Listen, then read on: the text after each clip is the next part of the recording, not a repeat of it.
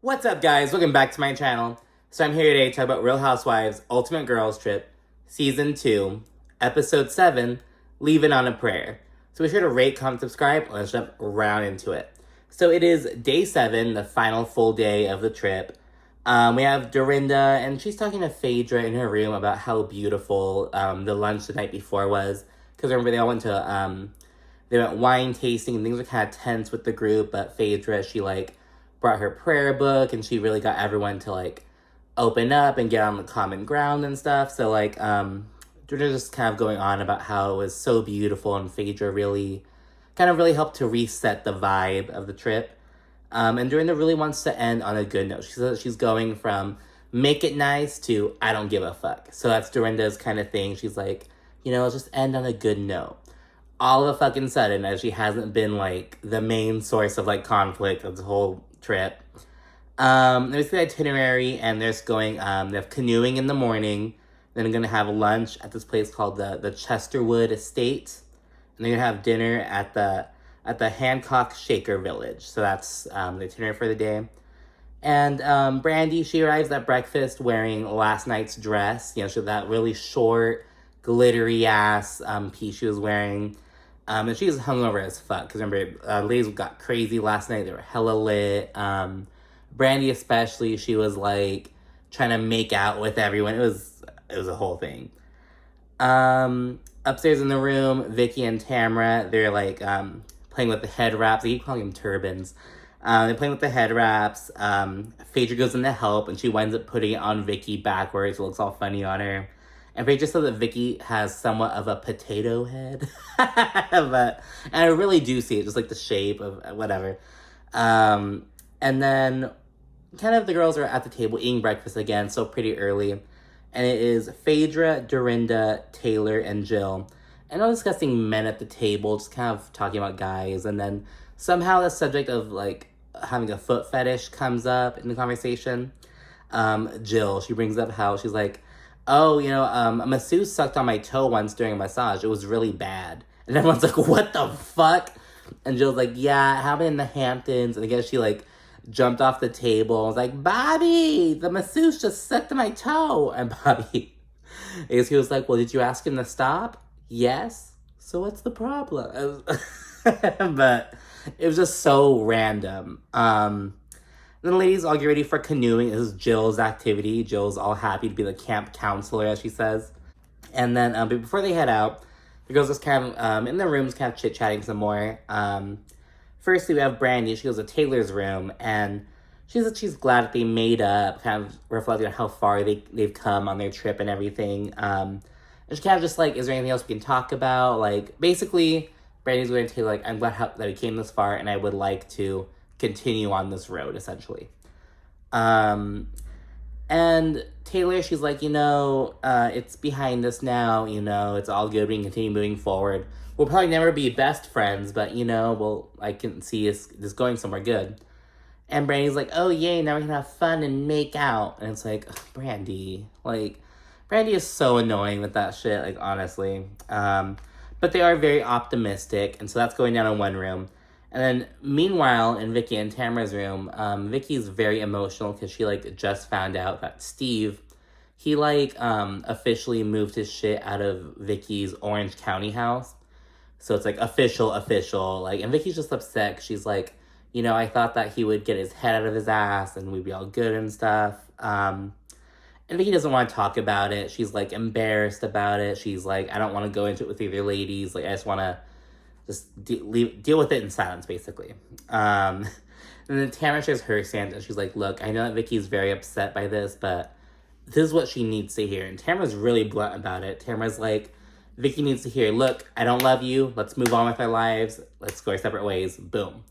And so I get what Tamra's saying. She's almost rip off the Band-Aid, face the ugly truth for what it is. But it's Tamra, it's your friend. It's damn, but so yeah, Vicki's really emotional with that at this moment. Now they're at the canoe venue, and Jill is hype as fuck again to be the camp counselor. They get there, and there are these canoes right there, and Jill's like, these aren't canoes, these are kayaks. And the person's like, no, these are canoes. And I just look it up, and Jill was wrong, they're actually, because canoes are the ones that look like little boats, like for real. There's like the ones that are completely open, essentially. And kayaks are the ones that are thinner, like, and that you like put your feet under and shit. Like kayaks are like one person, and canoes can be multiple people, essentially. But yeah, it was this whole conversation. Everyone's on a canoe, like they're in little groups in the canoes and shit. And Eva is tripping on the canoe. She's like, how deep is this water? Oh my gosh. Like, and she and Brandi start canoeing.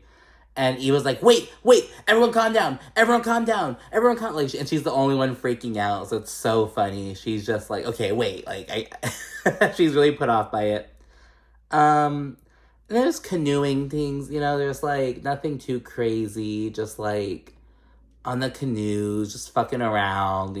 Dorinda winds up bumping into Brandi's canoe. Dorinda and Taylor are on a canoe together, and they bump into Brandi's canoe, and Brandi's with Eva. So it's like little bullshit, nothing too crazy. Then they wrap up and head to lunch. And lunch specifically is at this place where the guy who was commissioned to make the Lincoln Memorial, it's where he lived, I guess. So it's just all about the history and shit. And that's about New England. It's a very, very steeped and deep history, like all these old-ass places and shit. And then they play a fun game. So Jill has a fun game from at lunch.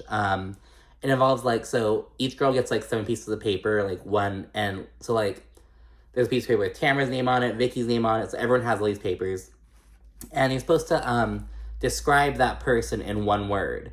And then you essentially, like, go through it, and at the end of the game, like, one person has, like, 7 pieces of paper with a word on it. It's, like, it's kind of a fun game. I really like the idea of it.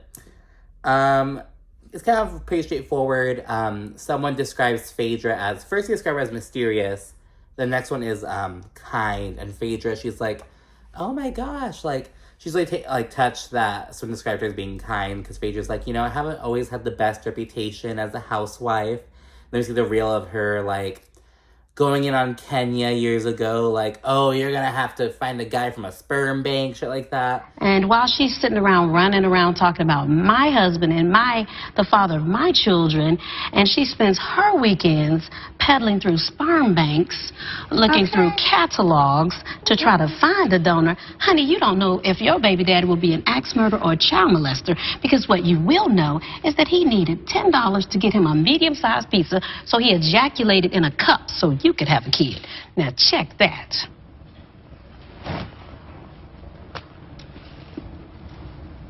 Her whole shit with Candy, and it was like, so Phaedra's basically like, I like that I have the opportunity to show the real me to these other women. Basically kind of reflecting on, like, the ultimate girls trip experience. Because it gives you, like, a clean slate almost. Not entirely clean, everyone comes with their own little baggage. Like, the ladies are kind of afraid of Kenya last season. They're kind of afraid of Brandi this season. So you kind of come with some baggage, but you have the opportunity to, like, reinvent yourself.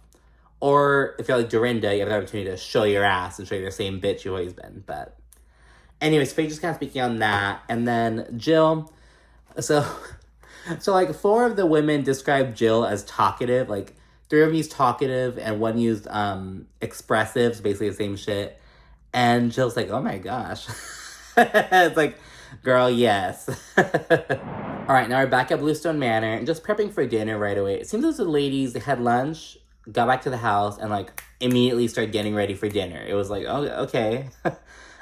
This place, the Shaker Village, has to do with this, like, old, like, religious sect of, like, people who would, like, have these, like they, like, shake while giving their sermons. It's kind of like, Phaedra describes it as, like, oh, it's like, they're like, Pentecostal. It's kind of like that kind of idea, but really old school, like, old, like, 18th century ass shit. So this Shaker Village, this historical place, I do with, again, this religious sect. And the waitress there knows everyone's names already. I don't know if she's, like, a major Housewives fan, if she was, like, got the rundown beforehand, but she's going up to everyone, like, oh, Eva, would you like a glass of champagne? Jill, would you like a glass of champagne? And it's really off-putting almost. Like, it's really polite, and it's almost like, And it reminded me, this was one time, like, I was, like, 18 or 19 maybe. Me and my friend were in Jack in the Box, like, just super high. And the person was like, oh, hi, my name's Amanda, can I take your order? And I was being like a dad about it. I was like, "Hi, Amanda." And I was gonna give my order like that, like, "Hi, Amanda, let me take a number 2 or whatever." But my friend, she started busting out laughing, and then I started laughing. So all the other person heard was like, "Hi, Amanda." Cause really, like, it's kind of weird. I don't know. It reminded me of that, but yeah, the waitress knows everyone's names already, and it's very polite and it's good service, but it's also kind of like, you know what I mean? Dorinda, she ended up joking about starting a travel agency, because again, Dorinda's like, "Oh, try this one place, this, like," she'll about all the historical places and shit. And Brandi's like, "Oh yeah, just don't yell at the people who travel with you on trips." And everyone's laughing. Like, Brandi said it to be joking. It wasn't like a dig. It was like just a fun little lighthearted comment, making light of Dorinda kind of not being the most pleasant host, essentially. Again, everyone's laughing. It's good vibes. And then Dorinda, she's like, "Oh, well, just don't get so drunk that you show your ass inside someone's home." Like, Dorinda takes it totally the wrong way and shit. And she's being a big old bitch. And she's like, talking shit about Brandi's joke. And she seems to kind of shit talk Brandi being a hoe the previous night. She's like, "Oh, what were you wearing? Was that a dress or a shirt?" And Brandi's like, "It was a dress." Dorinda's like, "Well, maybe to you, but to me, it's a shirt." Just unnecessarily talking shit. And it's like, Dorinda, shut. And I was thinking about this. I feel like the Housewives producers are really, like, paying more attention to what the viewers... Sometimes, like, but I feel like they're really listening to what the viewers are saying with certain things. And they're like, "All right, you want Dorinda back? Here's this bitch. See how she is. Do you remember how she is? Get a good look." You know what I mean? Like, now shut your mouth. Same shit with Marlo on Atlanta. You know, she's been a serial friend of for years, and they're like, "All right, you want to give Marlo her peach? Give her a peach." "Oh, yeah, you don't like that? Well, remember that shit." Yeah, I feel like they're really on that right now. I feel like that's what they're doing with Dorinda. They're just like, this bitch has problems. Like, Dorinda is just a miserable... Like, I do not want to see her on TV again. She is not good TV, to be honest. And yeah, Dorinda's basically on an island. Everyone's kind of like, "Girl, what?" Like, everyone's like, "It was just a joke. Like, calm down." But they want the good vibes to be back. So it's like, okay, can we just move on? But yeah, it's really weird. Dorinda's just such a crone. She's just so irritable. And Brandi winds up getting emotional a bit later, and then she, Eva, Phaedra, and Jill, like, all get up, half the fucking group, they all get up to go to the restroom, which is like 750 yards away. And meanwhile, Vicki tells Dorinda something for making Brandi cry, because Vicki saw Brandi, like, getting emotional. And Dorinda's like, "Well, if Brandi's crying, then I'm crying. How do you know she's crying, Vicki?" And Vicki's like, "I saw her crying." Like, Dorinda's, like, so defensive. Such a child. That's the thing. I feel like Dorinda's just such a child. Like, and not in the way of, like, being so free-spirited. Dorinda's just so... Oh, I do not want to see that. Well, the spirit of Dorinda's husband just came and fucking knocked my light over. But yeah, Dorinda's a fucking child. Anyways, and the ladies, they link up. And they head over to dinner. Because at this point, they're just kind of chilling, having some drinks. And now they're going to actually sit down at the dinner table. Dorinda has to go pee. And, like, no one wants to go to the bathroom with her. Because Dorinda's like, "Is there a bathroom near here, do you think?" And they're like, "No, the only bathroom's going to be way that way, girl. Because, we just went there."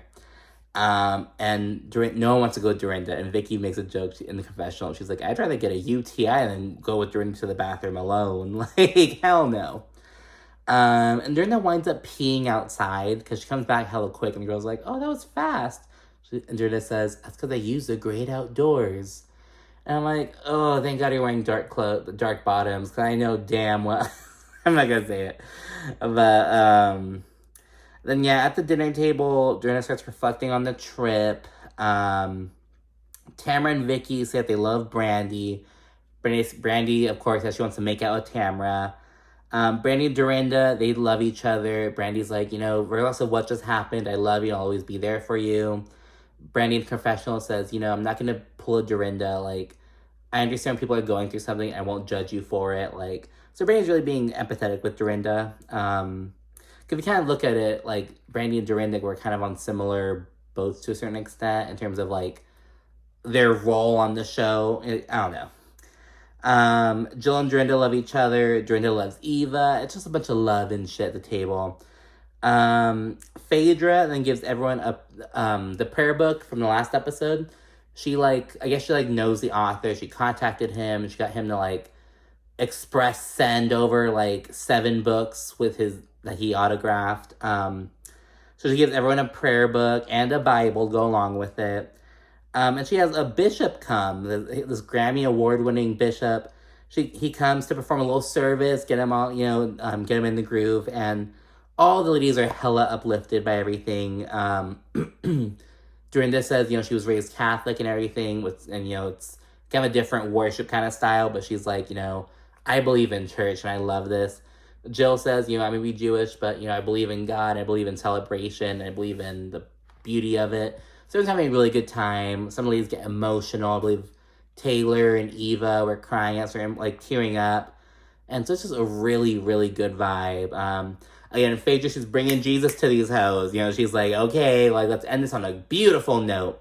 Phaedra's really bringing the positivity and shit, honestly. And that's the end of day 7. And then we're at the morning of day 8. And it's really short. Ladies are prepping to leave. Marco is ready for these hoes to be out of the fucking house. And then we see Dorinda, because remember, Dorinda, she's like, oh, I'm going from make it nice to I don't give a fuck.